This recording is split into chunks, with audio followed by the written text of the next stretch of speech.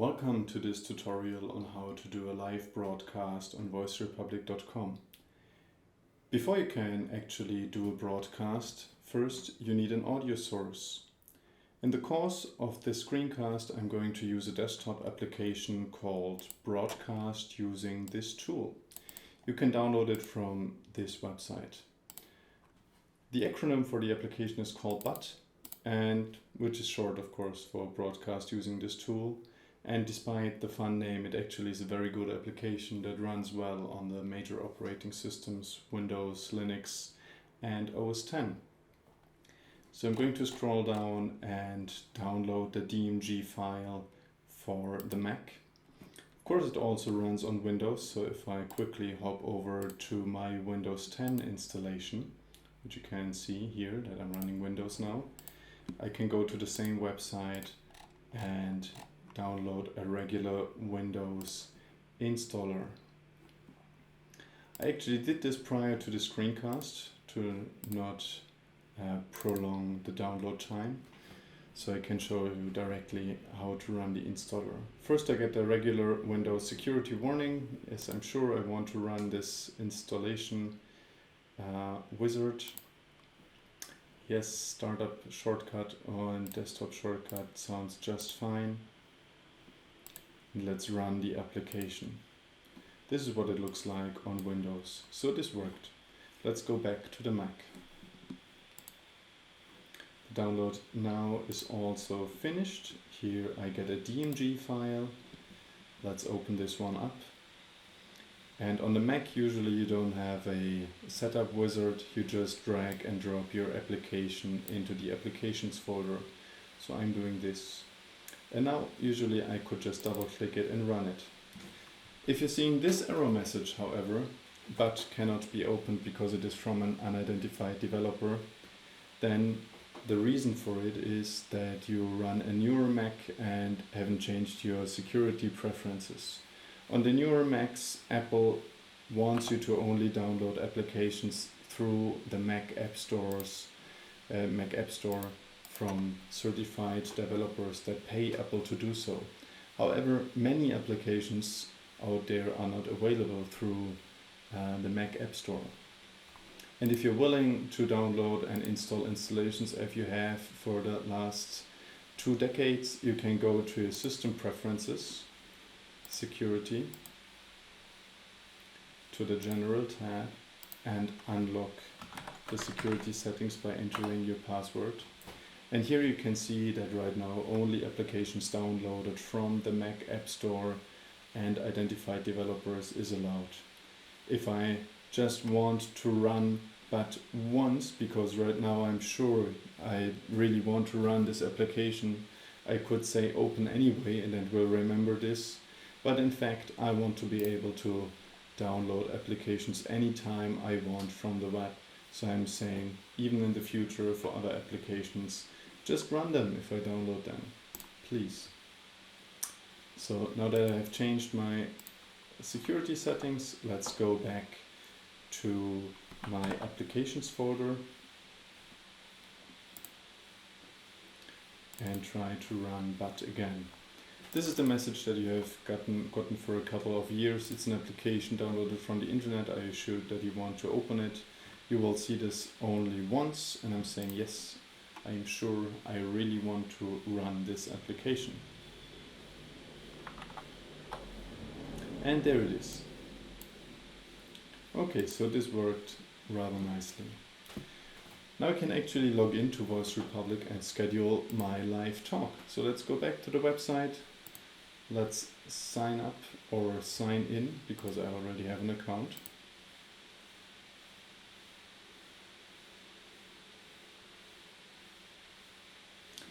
And let's schedule a live talk. I can do this here through create a live talk or from the menu schedule a live talk. Let's do a screencast for live broadcasting a talk with a desktop application. So let's give it some tags, for example demo and screencast. The talk is going to happen right now. and I'm putting it into a new series which I'm calling Screencast. Screencast. Also giving it a description. And let's hit save. So now that the talk is created, I am being redirected to the talk page, and I can see that the talk is going to start anytime now.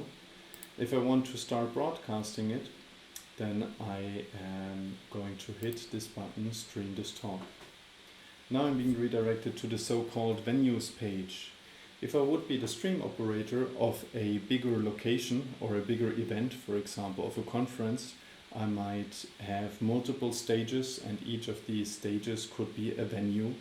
So I can have a neat separation of my audio sources. But because I'm only a regular podcaster, I'm going to use my generic menu of my regular user. Inside of this venue page, I can see a lineup of all the talks that are going to happen because I scheduled them. For me, that's only the one talk that you just saw. Again, if I would be a conference, I might see about a dozen talks coming up for today. And this page would also automatically refresh if talks are being created, of course.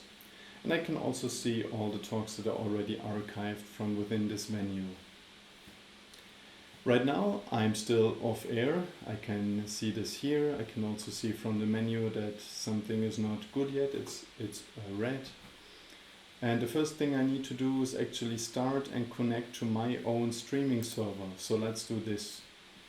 On Voice Republic, all of our customers have venues, and each venue has its own streaming server. To get a nice and neat separation, you will actually get a real server, and your customers will have full performance and security not tied to any other customers of Voice Republic. Starting up the server is going to take about 4 minutes. You can see the progress in this nice progress bar. You can also see that the server is still starting here. When the server has started, we have to do 2 more things. We need to select our streaming source. We can already do this now. Voice Republic features an Icecast server client model, so we could actually run any Icecast compatible software. I'm going to show you how to do the streaming with the tool called Broadcast using this tool. But you could also use Android applications, for example Broadcast Myself or CoolMic. There's also applications on the iOS App Store, one called Koala Sun or Icecast. Or of course you could also use the dedicated hardware that Voice Republic provides, the so-called Streambox, which you could deploy to your many stages. But in the course of this screencast I am going to use that. And now I'm going to wait for a minute until my streaming server is ready.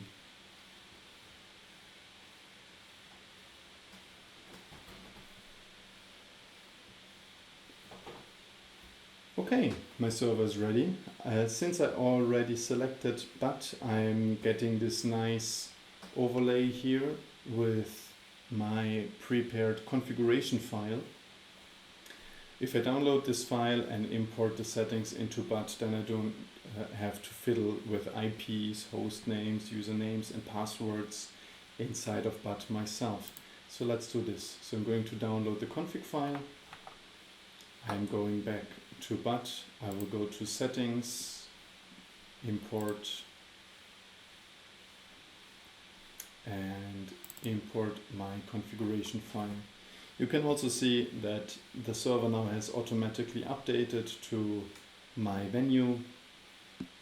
Now all that is left is that I actually have to select the audio source for my device.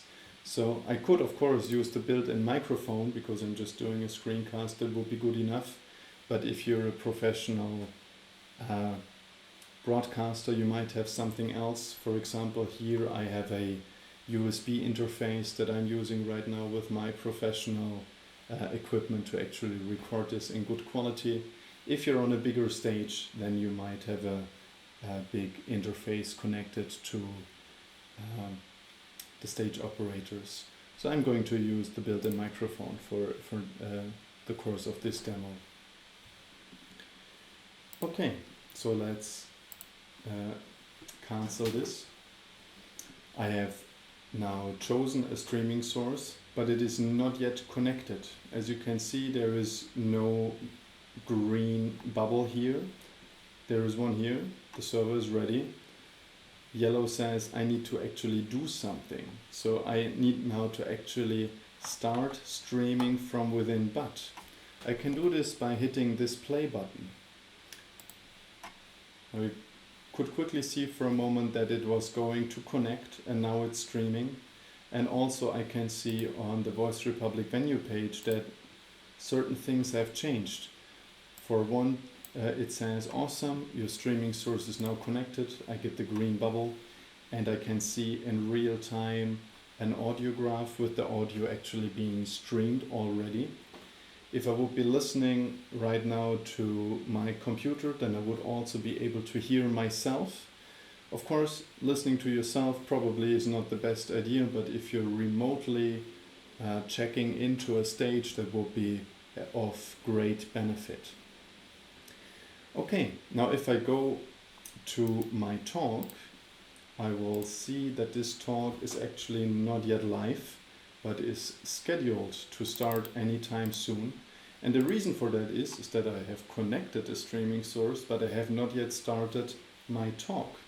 And I might not want to do so until I'm completely ready, or if I would be a streaming operator at a conference, until the speaker actually is on stage and all the preparations are done.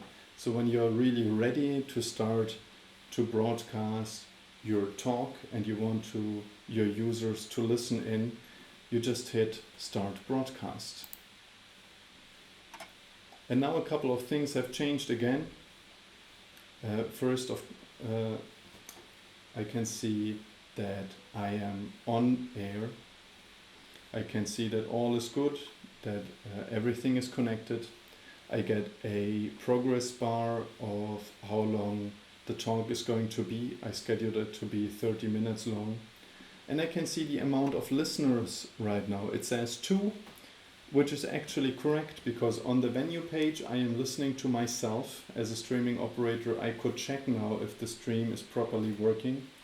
And I have this other guy here in this tab that also listens in to the talk, and I can also see that the talk has automatically switched to be a live talk. So I'm closing this tab here now.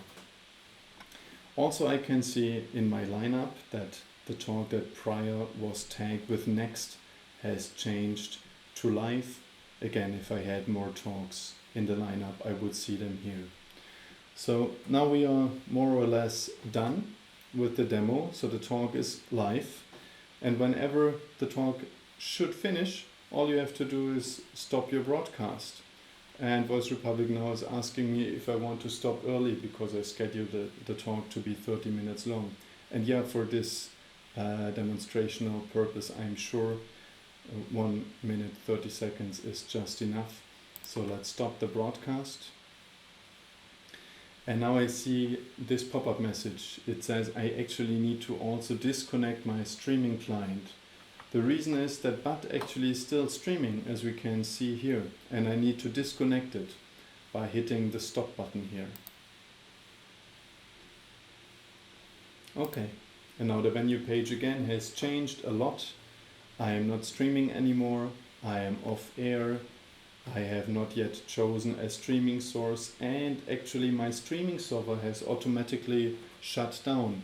The reason for this is that I had nothing more in my lineup. I only had one talk scheduled, so the streaming server was automatically shut down.